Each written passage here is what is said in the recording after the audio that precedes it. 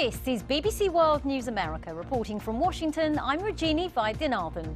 President Trump takes steps to reunite families separated at the border. The First Lady offers to help as she visits a child migrant detention center. And I also like to ask you how I can help to these children to reunite with their families as quickly as possible. Securing the Sahara, we have a special report from Niger, where we join the US Army fighting terrorism.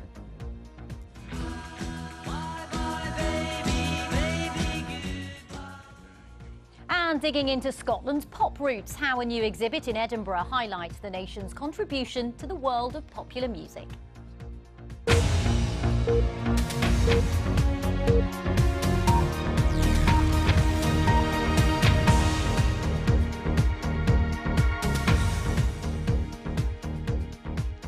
Welcome to World News America. The fate of thousands of children separated from their parents on the Mexican border remains unclear. President Trump says he's directed government agencies to begin reuniting them with their families. But there's still confusion over the order he signed yesterday, which faces possible legal challenges. Here in Washington, Congress is struggling to come up with a long-term solution. Amid all this, the First Lady made an unexpected visit to Texas, as our correspondent Nick Bryant reports. The First Lady has made herself a central figure in this row, and today decided to make a dramatic journey to a detention center in Texas where more than 50 children are being kept. Publicly, she's called for a country that governs with heart. Privately, she's pressed her husband to reverse the policy of taking children from their parents. And today came questions that any mother might ask. When will families be reunited? And in what conditions are children being detained? I know you house children on a long-term basis. And I also like to ask you how I can help to these children to reunite with their families as quickly as possible. Much is being made of the coat she was filmed wearing, bearing the slogan, "I really don't care, do you?" Words which seem to contradict her actions. Her office said there was no hidden message. Today she completely upstaged her husband, who stayed in Washington, where he lashed out at his Democratic critics. So they want us to take care of bed space and resources and personnel and take everybody and, let's run the most luxurious hotel in the world for everybody, but they don't want to give us the money.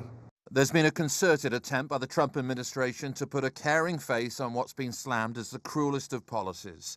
These pictures released by the US government showing classrooms rather than cages, meals not wire meshing, even the wonderful world of Disney. The youngest are being kept in what the Trump administration calls tender age facilities, terminology that Democrats have seized upon. I've seen the pictures of these tiny little girls with forlorn looks on their faces. It breaks your heart. And they're being placed into what is being called tender age facilities. That's an Orwellian term, if there ever was one.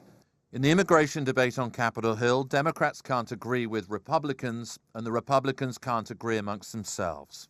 With congressional elections looming, Washington is obsessed with the politics of immigration. But for the parents of separated children, it's the practicalities that count. How are they going to get their kids back? How are they going to prevent them being lost in the system? In the halls of Congress, a process which served as a reminder to warring politicians of who's in the crossfire of this battle. Children. Nick Bryant, BBC News, Washington. Well, as Congress continues to debate the issue of immigration, we'll hear from both sides. We'll start with the Democrats. A brief time ago, I spoke with Congressman Gregory Meeks from New York. Congressman Meeks, thanks for joining us. Why can't Democrats come to any agreement with Republicans when it comes to immigration reform? You've got to be inclusive. So I think that there's a number of issues that we can't agree upon, but it seems as though the Republicans want to just go with a draconian bill that really not only does it hurt and separate families, but it ends legal legal immigration as we know it. So this is a big problem. What are some of the main sticking points for you still then? Well, when you are, with the current immigration bill, there's two that we'll have to vote on. One that basically gives individuals who are we call dreamers here, or the DACA kids, it really does not give them any avenue to become citizens of the country. It also ends what looks like family unification. It ends diversity visas, so you can get people from all over the world. It puts in place economic requirements, basically, because it's a means testing. Those are all significant problems as far as I'm concerned. That's not who we are as the American people. I'm for trying to make sure that we secure our borders, but I'm not for changing immigration as we know it. Are you willing to agree to fund the border wall? Well, if it was just that, if it was just about the wall, but we were making sure that we kept intact family unity, if we made sure that we were protecting the DACA kids. Look, I'm not for the war. I think it's a waste of money. But if that truly was the issue, and I think that we've had this conversation before with the president, then I would hold my nose and still vote for it. But I don't think that's the real issue here. It's not just about the wall. It's about changing immigration as we know it and not giving, as one bill does, any path to citizenship for a group. And in the other, it makes it tremendously difficult and would take, for many over 23 years for them to be eligible for citizenship. So I'm not for that, that's for sure. But if it was just a matter of the wall and some border security, etc., then I think we could strike a deal. And Congressman, the president won the 2016 election promising tougher immigration reform. So does that not suggest that even you Democrats need to perhaps move to that side of the aisle a bit more? No, I think that what you sort of have seen with this president and the policies that he put in place, separating children from their parents, is not what the American people wanted. It's not what America stands for, and that's why there was this huge cry. He created a problem, and then he comes with an executive order that he didn't need. All he had to do was tell his administration to stop doing what I told you to do in the first instance. The American people didn't ask for that, as he keeps saying that they did. The American people didn't ask for, the kind of hostility toward immigrants that this president has shown. That's not who the American people are, and I think that that the loud cry from the American people during this particular period of time proves that. Congressman Meeks, thanks very much for joining us. Good to be with you. Now, for a perspective from the other side of the political aisle, a short time ago, my colleagues Katty Kay and Christian Fraser spoke to the Republican congressman from Florida, Francis Rooney, from Capitol Hill, for their program Beyond 100 Days. Joining us now from the Hill is Republican Congressman Francis Rooney from Florida. It looks, Congressman, like your party has not been able to come up with some kind of a compromise on immigration that will address this issue in the long term. And that's the problem, isn't it? That America's been trying to address this for the past decade and nothing really happens. Yeah, I worked on the 2007 George Bush bill, and we thought we were going to get it done then. And the problem's festered and gotten worse ever since. And why have positions got more hardline from 2007? I remember reporting on that immigration push, and that was the last time America got close to thinking that it could have some kind of comprehensive reform. It seems then that both sides have become more polarized. It's less likely now, isn't it? Why is that? Well, it's a very polarizing issue. First of all, the Democrats, no Democrat seems to want to join in reforming immigration or visas right now, so the Republican Party's left to do it by itself. And we have a wide range of ideology in our party, and it's hard to bring the moderates together with us conservatives who would like to see serious reform of a lot of the defects of the immigration and visa system, not just grant residency status to the DACA kids. And of course, Mr. Rooney, the problem always will be getting the president to sign on, because I think you're a supporter of Paul Ryan's compromise bill, and in that he says let's have more judges, and the president said the other day, I don't want more judges, I want more security, I want funding for the wall. Well, this does contain funding for the wall, and tightens up the asylum standard, which are two of the president's top priorities. So I would have to assume that he would sign the compromise bill as it has been configured. Now, I don't know if they're going to change it to make it less signable between now and Friday. Congressman, why do you think this is the problem of our age? Because it's not unique to the United States. There's a meeting here in Brussels at the weekend, 10 countries coming together, the German government's under pressure, and it seems no matter how much you put at the border, whatever tough policies you have, you cannot stop the tide of people that are coming. Well, you make a very good point. We were at a panel at the U.S. Institute of Peace yesterday talking about this very point, that immigration has been exploited by Russia to undermine and change some of the governments in Italy, Germany, Hungary, even the Conservative Party of France. And it's a worldwide issue right now. Congressman, we were speaking to somebody who studies Latin America earlier in the program, who was making the point that you can do whatever you like in terms of restrictive measures on this side of the border, but actually until you address the problems in the countries where these people are coming from, you're still going to have a long-term problem because people are always going to want to escape what are effectively dangerous areas in their countries. And yet this administration has cut aid and development to Central America. Is that a wise strategy in the long term? Should America be putting more into development, or do you just not agree that that works? No, first of all, I do agree with you that as long as people are fleeing abject poverty and persecution, they're going to try to get to a better place, whether they're fleeing Eritrea or Somalia or Syria, or whether they're fleeing Guatemala, Honduras, or El Salvador. And what we can do to stabilize those countries is important, and the House Appropriations Committee did put money back in to continue the important democracy-building projects that the State Department handles.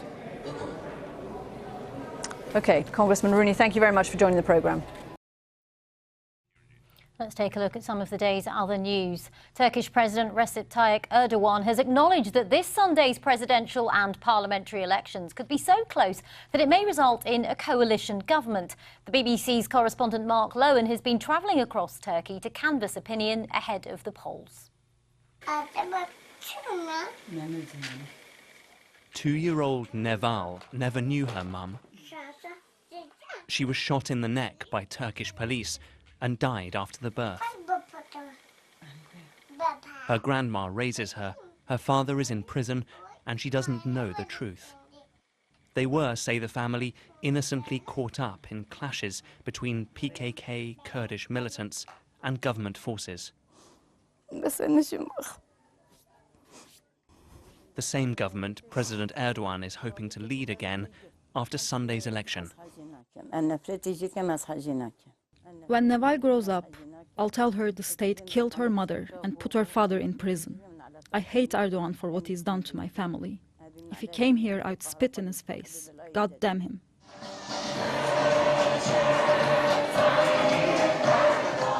But he did come here to Kurdish-dominated southeast Turkey, not a region where he has a majority, but in this tight election, he needs Kurdish votes to win. Women are separated from men at his rallies, unheard of before he took office. Tek millet, tek bayrak. One nation, one flag, one homeland, one state, he cries. They cheer the leader of a big NATO power and a key Western ally on Syria and the migrant crisis. The reverence President Erdogan still commands from pious Turks is almost godlike. The question is whether it can beat the acute loathing felt by the other side of the nation. This election is now a fight between two halves of profoundly polarized Turkey, a battle for the soul of this pivotal country. Security is heavy here. The pro-Kurdish party is called terrorists by the government, its candidates standing for election from prison. Many fear vote rigging by the Erdogan machine. Across this vast country, a different picture in the president's Black Sea stronghold. He's built support with new schools and hospitals. The economic boom is now stalling, but this is a region of loyalists. Like Cemal Bayar, whose family has tended hazelnut groves for generations and whose devout following is cultivated by the Islamist president. If Erdogan says a road will be built here, it's done in 3 days. We are happy that a Muslim country is ruled by a Muslim president. He is not a dictator, he is a world leader. Beneath a cloak of fear, dissent here is whispered. We met the wife of a police chief jailed after the failed coup, one of over 200,000 arrested or sacked. Critics say it's a purge of all opponents. The hardest is the loneliness, that my daughter is without a father. We don't know what's worse, destroying our future or Turkey's justice system. What Erdogan is doing is a crime against humanity. This political choice will determine livelihoods, a vote for the shape, perhaps the survival, of Turkish democracy. Mark Lowen, BBC News in Turkey. In other news from around the world, the NATO Secretary-General Jens Stoltenberg's appealed for its members to continue working together. After meeting with British Prime Minister Theresa May, Mr Stoltenberg said he believes the bond between the US and Europe can survive any differences over trade, climate or the Iran nuclear deal. Venezuela's deployed soldiers to almost 100 food markets in efforts to keep prices under control. President Nicolas Maduro ordered the measure, arguing that sellers were charging over the odds for price-controlled items. Venezuela has the highest inflation in the world, and there are severe shortages of basic food items. New Zealand's Prime Minister Jacinda Ardern's become the second world leader to give birth while in office. The first was Pakistan's Benazir Bhutto. Miss Ardern will take 6 weeks of maternity leave, passing her duties on to Deputy Prime Minister Winston Peters.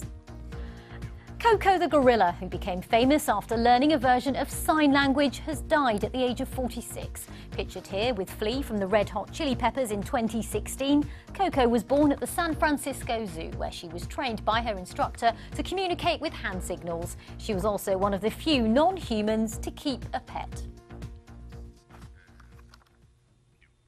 The Sahara Desert's becoming a new frontline in the war on terror. Islamist groups are growing in strength across the Sahel, as it's known. So international troops are moving in to stop them, including UN peacekeepers in Mali and French forces across the region. And for its part, the US is building a new airbase in Niger. Our Africa correspondent Alistair Leithhead joined them in this special report. As we move to the door, American Special Forces troops training their African counterparts in the Sahara Desert. I'm going to try and peek inside without showing my muzzle. For African nations, this major exercise is a chance to learn how Western armies work. As soon as this muzzle is in this door, it goes here. And for the visitors, it provides partners willing to fight terror for them. The Sahel is a really important place for us to focus now because of the Al-Qaeda and ISIS-affiliated violent extremist organizations which are growing in strength. And if we don't take this opportunity to deal with it now, where it's at a level that's affordable and sustainable, both in blood and treasure, then it may cost much, much more to deal with at a later time. Islamist fighters ambushed 4 U.S. soldiers in Niger. Many Americans didn't even know 800 troops were in Niger until 4 were killed by Islamic State, and questions were asked about what they were doing here. But the US is rolling out resources across Africa. This multi-million-dollar runway is just one of many bases, often secret, that are projecting US power across the Sahara. Well, the scale of this new US airbase is huge. When this runway is finished, it'll be able to land some of the biggest cargo planes the military has got, and it'll also be able to fly armed drones from here. It's a dramatic indicator of just how much the American military footprint in Africa is growing. Just on the other side of the wire is Agadez, the heart of the Sahara's people smuggling business since Libya collapsed into chaos in 2011. The business hides and bankrolls Islamist groups, but corrupt officials in Niger have no incentive to shut it down. Are you frustrated by the amount of corruption that allows this to happen? Yes, of course. I'm frustrated. It's been a very old phenomenon going on. I know it generates a lot of money, not to mention that even the violent extremist organizations are also involved in this illegal migrations. They are making a lot of money out of it. Their presence is bringing international troops into the Sahel. Thousands of UN peacekeepers in neighboring Mali, and French forces on a long-running counter-terrorism mission. It's creating a new front line of the war on terror across the Sahara Desert. Alistair Leithhead, BBC News, Niger.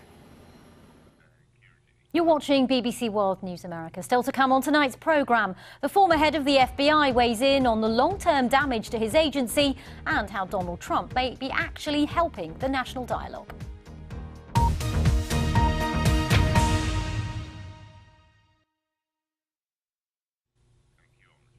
The new US tariffs on steel and aluminium have sparked a widespread backlash. India is the latest country to announce retaliatory measures on about $240 million worth of goods, as Davina Gupta reports. The utensils produced at this factory on the outskirts of India's capital are shipped all over the world. Around $10 million worth of these goods used to be exported to the United States every year. That was until President Donald Trump hiked tariffs on steel. Facing a lot of headwinds. So the Indian government is moving ahead with its own plans to hit back at the United States. It's hiked import duties on a range of products that include apples, chickpeas and shrimp. Tariffs on some nuts have seen a 90% hike in duties. Some of the taxes will take effect immediately, while others will go into force in August. India and the United States trade goods worth $126 billion.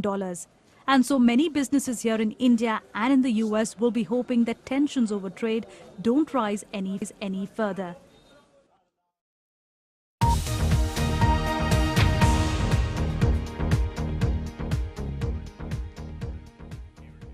James Comey's told the BBC that the recent controversies surrounding the FBI have done significant damage to America's faith in its institution, but not long-lasting damage. Speaking with the BBC's Hard Talk programme, the former FBI director also said the Bureau had acted as the ref on the field during a bitter election campaign.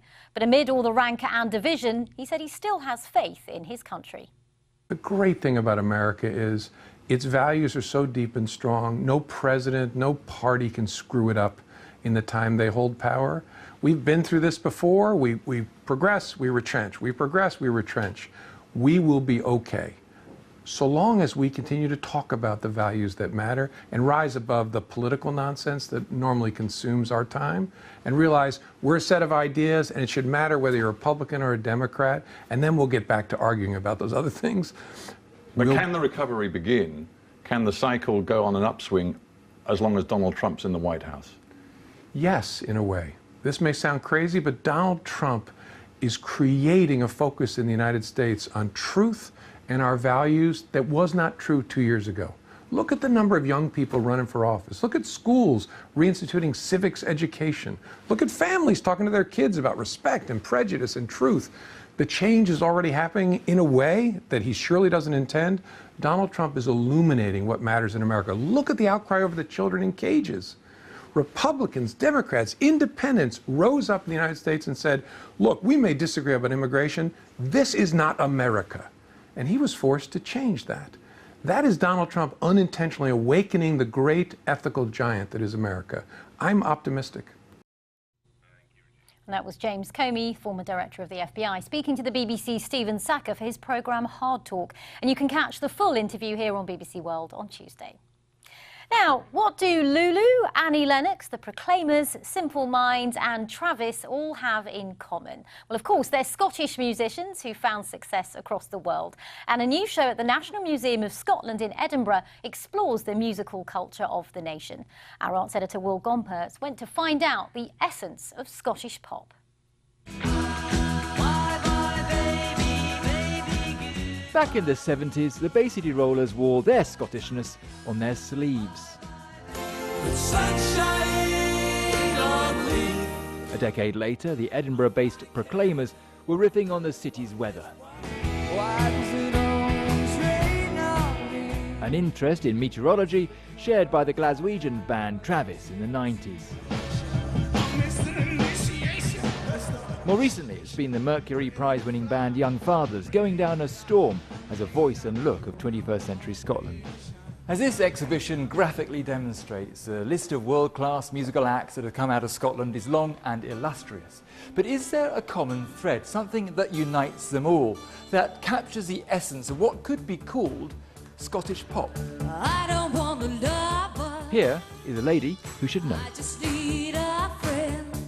What literally links everybody in this room is great songs. The Scots seem to have a real knack for it. I don't know if that comes from the DNA of folk music that was written, whether it's in the air. We have something to say. Basically, you can't really shut us up, so maybe that's why we like to write a tune and say something. The show also looks back at the pubs, the clubs and the venues that have nurtured Scotland's up-and-coming bands, such as the legendary Barrowland in Glasgow. I think most of the bands in Scotland have either played in the Barrowland or it's their endeavour to play at the Barrowland. That is their goal in life. Once they've played the Barrowland, they don't care where else they play. Some of the musicians featured in this exhibition have stayed. Others have strayed to go to London and beyond. But wherever they've ended up, what this show emphatically tells you is they were all made here in Scotland. Will Gompertz, BBC News, Edinburgh. I'm Rajini Vaidyanathan. That's all for now. Thanks for watching World News America.